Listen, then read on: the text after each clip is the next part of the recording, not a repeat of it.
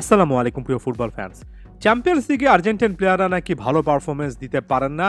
তারা নাকি বড় ক্লাবের হয়ে বড় বড় ম্যাচে খুব একটা বেশি নিজেদের জাতটা চেনাতে পারেন না। একটা কমন রিউমার আছে যেটাকে পুঁজি করে নানা রকমের কথাবার্তা বলা হয়। এবারের এই চ্যাম্পিয়ন্স লিগের এই রাউন্ডটাতে আর্জেন্টাইন প্লেয়াররা আসলেই দেখিয়ে দিলেন যে ক্লাসটা কোন জায়গায় আছে এবং সব মিলিয়ে আর্জেন্টাইন প্লেয়ারদের ক্লাব ফুটবলে আসল অবস্থাটা কি। আমরা এর আগে হুলিয়ান আলভারেজকে man of the match performance দিতে দেখেছি। পরবর্তীতে আমরা সর্বশেষ ম্যাচগুলোতে আনহেল ডিমারিয়া, অ্যালেক্সিস ম্যাক অ্যালিস্টারকে man of the match performance দিতে দেখেছি। এর আগে হুলিয়ান আলভারেজের দলে আনহেল কোরেয়া জোড়া গোল করেছেন। এমিলিয়ানো মার্টিনেজ সর্বশেষ ম্যাচে যে লেভেলের সেভগুলো দিয়েছেন, এক কথায় বলা চলে যে আর্জেন্টাইন প্লেয়াররা ক্লাব ফুটবলে অন টপ পারফরমেন্স দিচ্ছেন। আপনি মানুন কিংবা না মানুন, পজিটিভ নেগেটিভ সাইড থাকবে, তবে যদি ইন শর্ট কম কথায় বলি, আর্জেন্টাইন প্লেয়াররা ক্লাব ফুটবলে যথেষ্টই ভালো করছেন। ম্যাক অ্যালিস্টারের কথা এর আগের একটা ভিডিওতে বলেছি, রীতিমতো রিয়াল মাদ্রিদের বিপক্ষে কঠিন একটা ম্যাচ, যেখানে লিভারপুল আসলে রিয়ালের বিপক্ষে জয় একটা লম্বা সময় ধরে পাচ্ছিল না, সেখানে সেই জয়ের পথে ডেডলকটা ভেঙেছেন। শুধুমাত্র যে গোল করেছেন ব্যাপারটা এমন নয়, ফাইনাল থার্ডে সর্বোচ্চ পরিমাণ পাস জেনারেট করেছেন, দুটো কি চান্সও কিন্তু জেনারেট করতে একটা রোল প্লে করেছেন।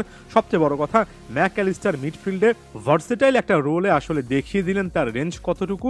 শুরুর দিকে যখন খুব একটা বেশি আক্রমণের সুবিধা করতে পারছিল না লিভারপুল, তখন আস্তে আস্তে উপরের দিকে উঠে এসেছেন। যখন লিভারপুল গোলটা করে এবং দ্বিতীয় গোলটার পরে যখন ডিফেন্সিভ সলিডিটি দরকার, তখন ম্যাক অ্যালিস্টার অনেকটুকু নিচে নেমে এসে ডিফেন্ড করেছেন। শেষের দিকে এসে তো এমবাপের একটা শটও কিন্তু তিনি আসলে ইন্টারসেপ্ট করেছেন। সব মিলিয়ে একেবারে অলরাউন্ডিং মিডফিল্ড মাস্টার ক্লাস একটা পারফরমেন্স দেখলাম।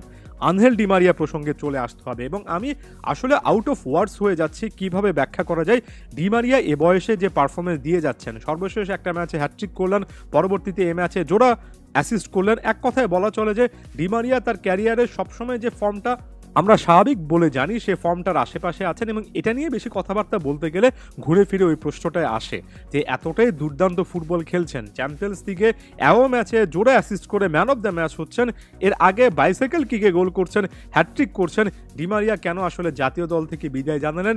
এমন টাইপের জিনিসপত্র দেখলে মনের মধ্যে সেই টাইপের কিছুটা হলেও চাপা একটা আক্ষেপ চলে আসে।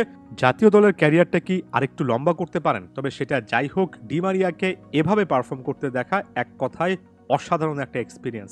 একই সাথে চ্যাম্পিয়ন্স লিগের ইতিহাসে সর্বোচ্চ অ্যাসিস্ট মেকারের একেবারে শর্ট লিস্টের টপে চলে আসছেন। অ্যাসিস্টের হিসাব আমি একেবারে ক্লিয়ারলি বলছি, নানা জায়গায় নানা রকম দেওয়া, কে কোনটাকে অ্যাসিস্ট বা প্রি অ্যাসিস্ট ধরছেন এটা আসলে প্ল্যাটফর্ম ভেদে একটু ভিন্ন ভিন্ন আকারে প্রেজেন্ট করা হয়। তবে অফিসিয়াল আপডেট যেটা, লিওনেল মেসিকে পেছনে ফেলেছেন, 40টা অ্যাসিস্ট ছিল মেসির, 41টা অ্যাসিস্ট হয়ে গিয়েছে ডিমারিয়ার, সামনে শুধু ক্রিস্টিয়ানো রোনালদো আছেন। অন্যদিকে গ্যাস্টন এদুল জানাচ্ছেন রায়ান গিগস, ম্যানচেস্টার ইউনাইটেডের সাবেক লেজেন্ডারি ফুটবলার, তিনিও কিন্তু আছেন। এবং এক বাক্যে যদি আমি বলি, আনহেল ডিমারিয়ার সামনে শুধুমাত্র আর দুটো অ্যাসিস্ট করা উচিত এবং দুটো অ্যাসিস্ট করলে তিনি চ্যাম্পিয়ন্স লিগের ইতিহাসে সর্বোচ্চ অ্যাসিস্ট মেকিং একজন প্লেয়ার হয়ে যাবেন এবং চ্যাম্পিয়ন্স লিগের ইতিহাসে আইকন, আনসাং হিরো। লেভানডফস্কি এর আগে 100 ক্লাব 100 গোলের ক্লাবটা স্পর্শ করেছেন। আনহেল ডিমারিয়া সর্বোচ্চ অ্যাসিস্ট মেকিং একটা রেকর্ডের পথে আছেন।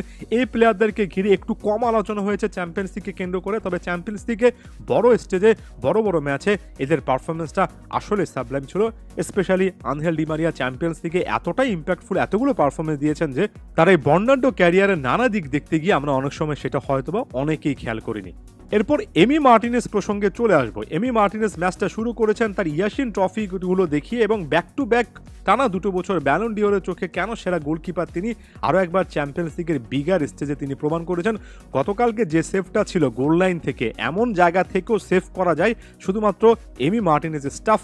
সাম্প্রতিক সময়ে যেখানে বড় বড় ম্যাচগুলোতে গোলকিপাররা একের পর এক ভুল করছেন, সেখানে স্কোয়াকা জানাচ্ছে যে এমি মার্টিনেজ চ্যাম্পিয়ন্স লিগে নাকি 25টা শটের মধ্যে 24টা সেভ করেছেন, 96% তার সেভ পার্সেন্টেজ।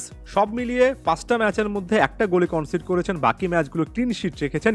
এমিলিয়ানো মার্টিনেজ যে দলটাতে খেলছেন অ্যাস্টন ভিলা, তারা ডিফেন্সিভলি বিশ্বের সেরা দলগুলোর মধ্যে পড়ে না এবং এই দলটাতে এই গোলকিপারের এই পারফরমেন্সটাকে আরও বেশি করে গ্লোরিফাই করা উচিত, আরও বেশি করে হাইলাইট করা উচিত।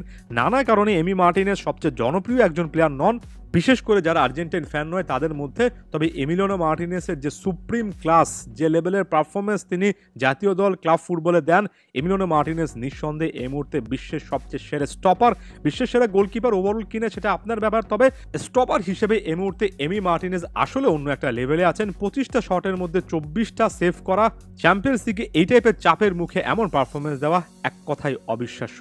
ইন শর্ট, রাউন্ড অফ 5 দেখলাম আর্জেন্টাইন প্লেয়ারদের পারফরমেন্সটা অন টপ বলে মনে হলো। এটা ধরে রাখতে হবে, চ্যাম্পিয়ন্স লিগে যত বেশি ডিপার স্টেজে যাবে এমন পারফরমেন্স আরো বেশি করে কিন্তু হাইলাইটেড হবে। ধন্যবাদ সবাইকে।